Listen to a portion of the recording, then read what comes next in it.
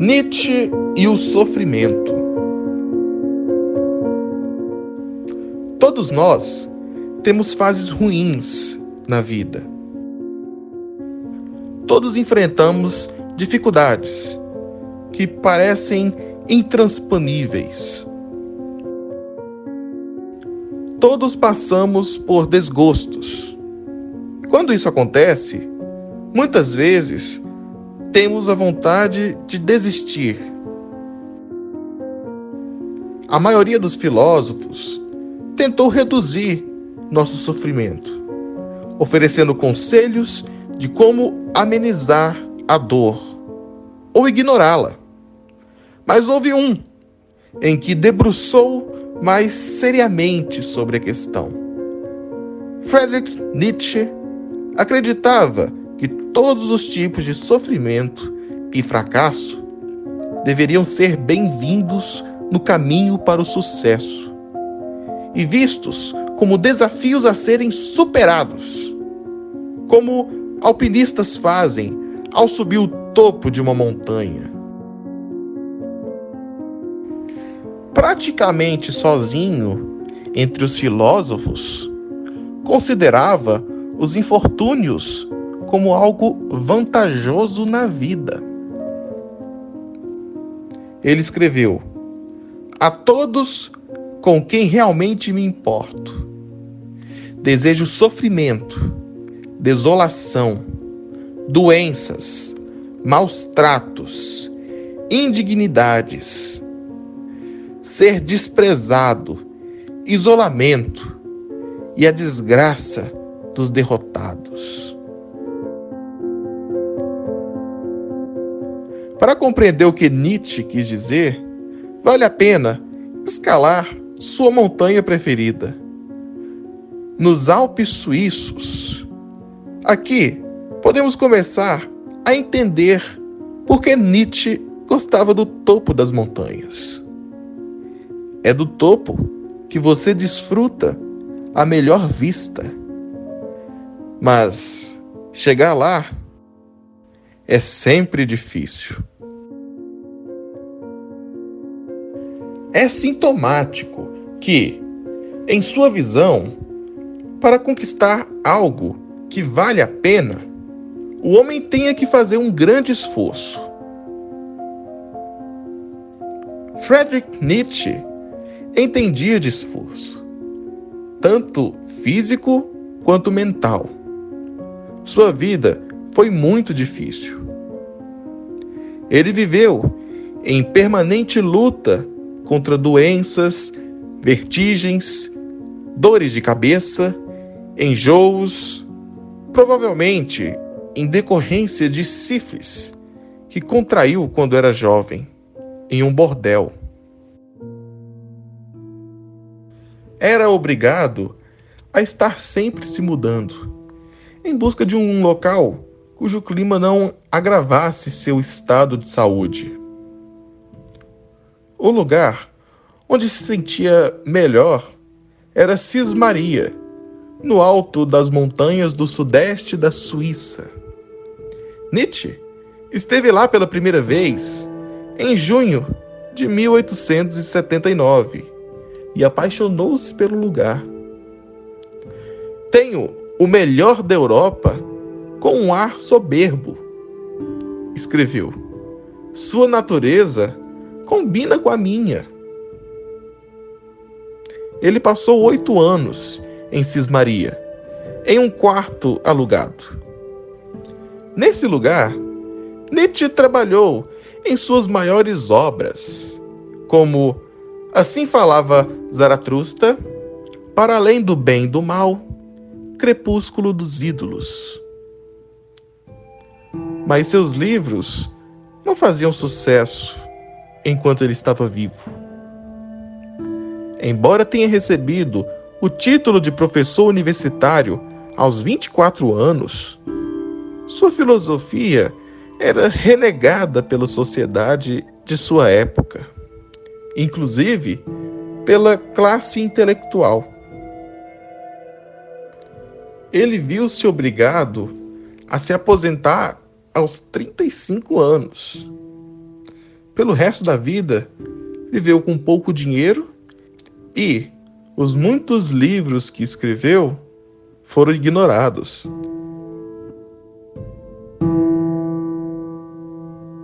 Ele tinha uma rotina definida. Acordava às 5 horas da manhã, escrevia até meio-dia e saía para caminhadas nas montanhas ao redor do vilarejo. Mas Nietzsche não foi morar nas montanhas só por causa do ar puro e das belas paisagens. O cenário que o rodeava espelhava suas ideias sobre si e a sua filosofia. A filosofia, ele escreveu, é o exílio voluntário entre montanhas geladas.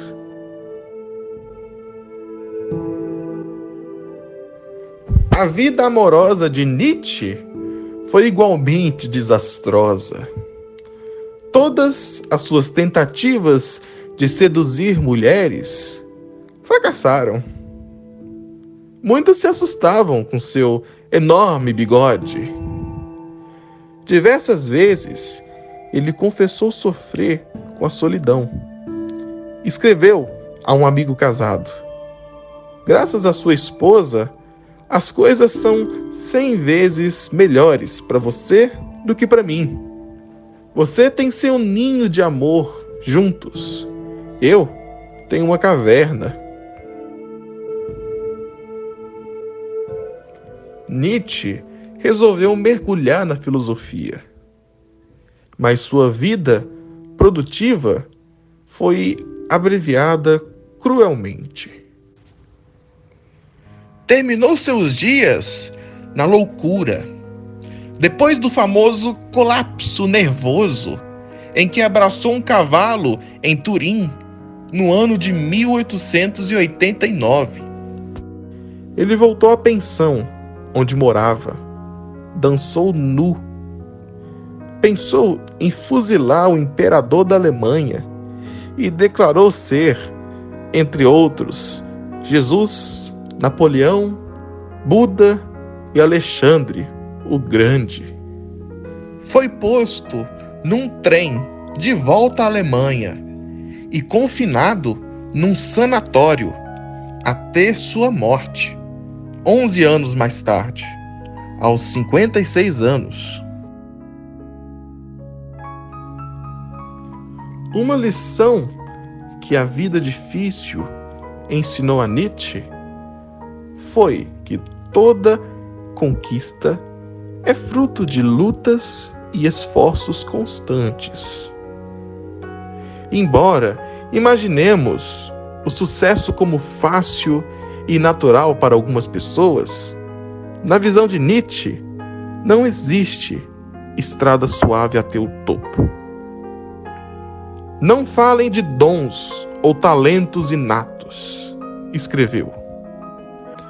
Podemos listar muitas figuras importantes que não tinham talento, mas conquistaram seu mérito e transformaram-se em gênios.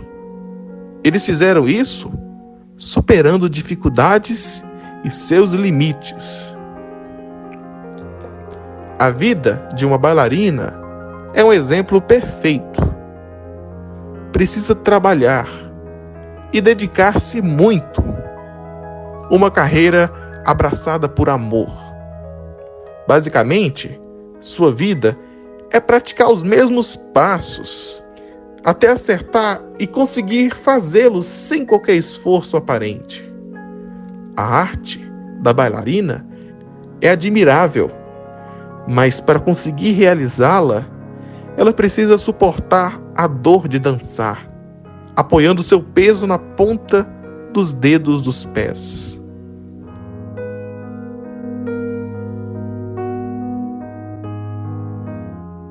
A essência da filosofia de Nietzsche é uma ideia simples. Dificuldades são normais. Não devemos entrar em pânico nem desistir de tudo. Nossa dor vem da distância entre aquilo que somos e o que idealizamos ser. O sofrimento pode ser um caminho para nos desenvolvermos e alcançarmos a felicidade. Mas é claro que não basta simplesmente sofrer. Se o único requisito para sentir realizado fossem as dificuldades, todos seriam felizes. O segredo está em saber como lidar com o sofrimento. Ou quem sabe, usá-lo para criar coisas belas. Nietzsche tinha sugestões para isso. Nietzsche foi um dos poucos filósofos a destacar o lado bom das dificuldades e do fracasso. Ele achava que todos nós podíamos nos beneficiar deles. O interessante é a ideia de que, na vida de qualquer um, mesmo sendo uma boa vida, sempre haverá algum grau de fracasso. Pode não ser muito, mas sempre haverá. Para Nietzsche, não bastava o fracasso, e sim a forma como o fracasso é encarado. Um dado que surpreende na biografia de Nietzsche é a vontade que ele sentiu de abandonar a vida acadêmica para se dedicar à profissão de jardineiro. Esse plano nunca se realizou, mas lidar com as plantas ensinou-lhe uma lição. Dizia que, diante dos problemas, devemos aprender com os jardineiros, pois estes são capazes de cultivar as raízes das plantas, que são feias, até conseguir, a partir delas, as mais belas flores. Para Nietzsche, essa é uma metáfora de como devemos agir na vida. Pegar situações que nos parecem horríveis e fazer nascer algo belo delas. Há algo animador na comparação botânica feita por Nietzsche. Mesmo nossos sentimentos mais horríveis e negativos podem dar belos frutos, se bem cultivados. Isso só depende de nós mesmos. A inveja, por exemplo, pode gerar só amargura, mas, se conduzida do jeito certo, pode nos estimular a disputar com o nosso rival e produzir algo maravilhoso. A ansiedade pode nos deixar em pânico, mas também pode nos levar a uma análise do que está errado, gerando assim paz de espírito. A teimosia irracional pode ser transformada em tenacidade ou na dedicação a um belo ideal. A solidão pode servir para desenvolver o autoconhecimento e o equilíbrio interior.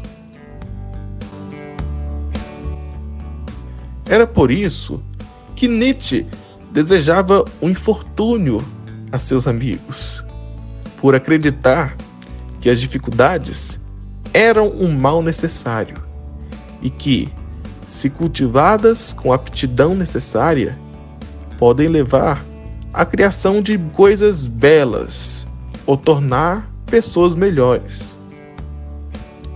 Nietzsche dizia que para conseguir grande felicidade na vida, para colher belas alegrias, é preciso viver perigosamente. Viver é uma coisa arriscada, e quem não arrisca, não petisca.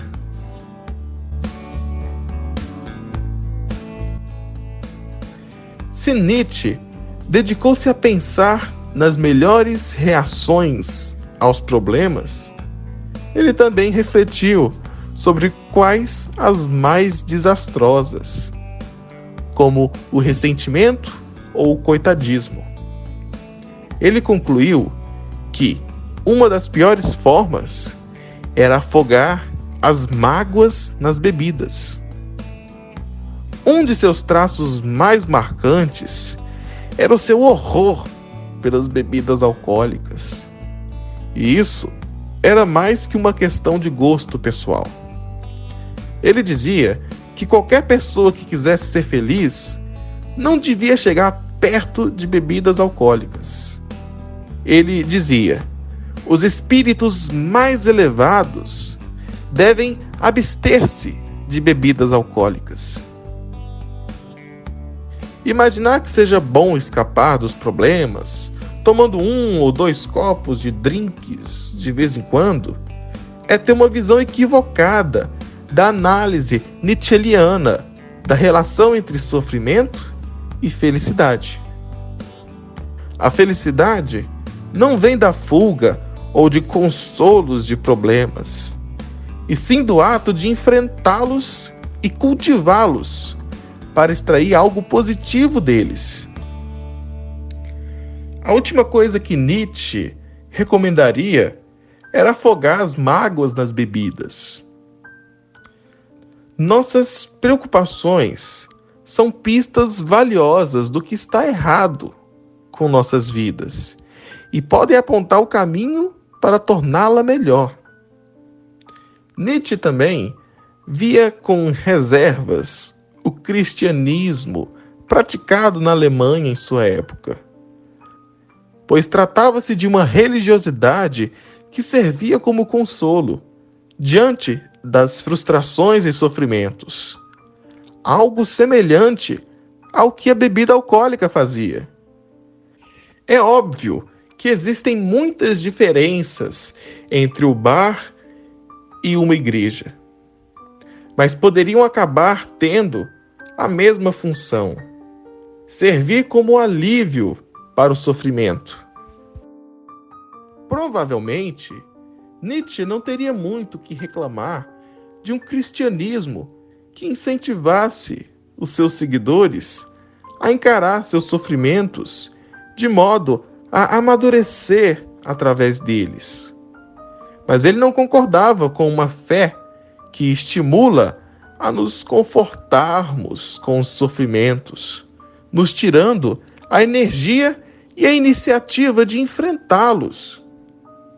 Ele acreditava que o Novo Testamento tenta nos animar, dizendo que muitas coisas que vemos como problemas, na verdade não são problemas, mas qualidades.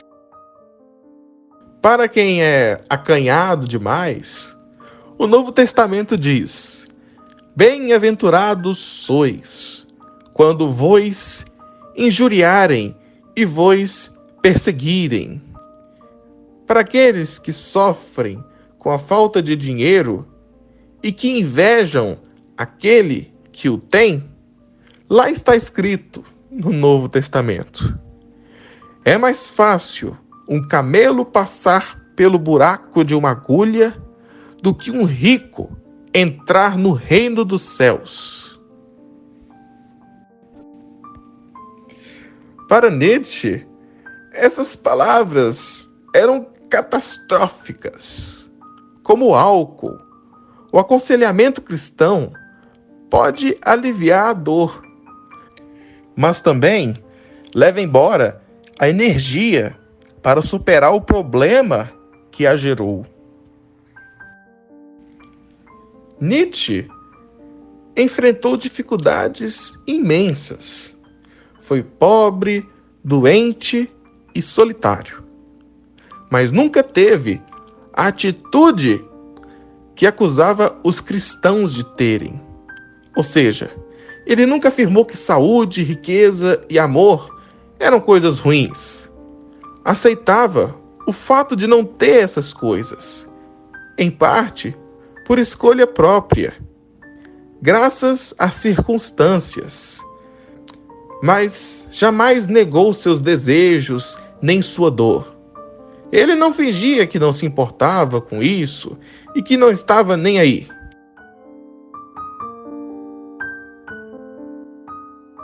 Embora tenha tido uma vida difícil, não devemos achar que Nietzsche viveu se lamentando.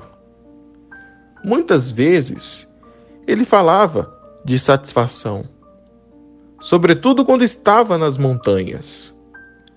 Mas, por satisfação, ele queria dizer algo mais abrangente do que a sensação de bem-estar que talvez possamos imaginar.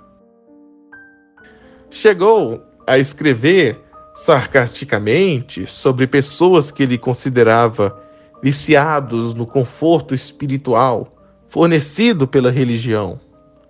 Ele chamava essas pessoas de pequenas, mesquinhas, em que se esconderam na floresta como cervos amedrontados. Mas aqueles que se aventuraram ao sair pela clareira poderão apreciar a vista e respirar a brisa. Só então compreenderão a vantagem de abandonar o conforto em busca da verdadeira realização.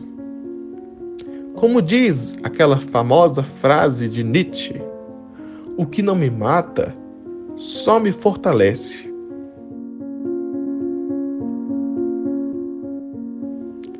O interesse de Nietzsche era que as pessoas fossem felizes. Mas, diferentemente de todos os outros filósofos, ele acreditava que os extremos da dor eram um componente vital para chegar à felicidade que tinha em mente. Nem tudo aquilo que nos faz sofrer é necessariamente ruim. Assim como nem tudo que nos dá prazer necessariamente nos faz bem. Considerar o sofrimento como algo mal a ser abolido, Nietzsche escreveu, é o cúmulo da idiotice.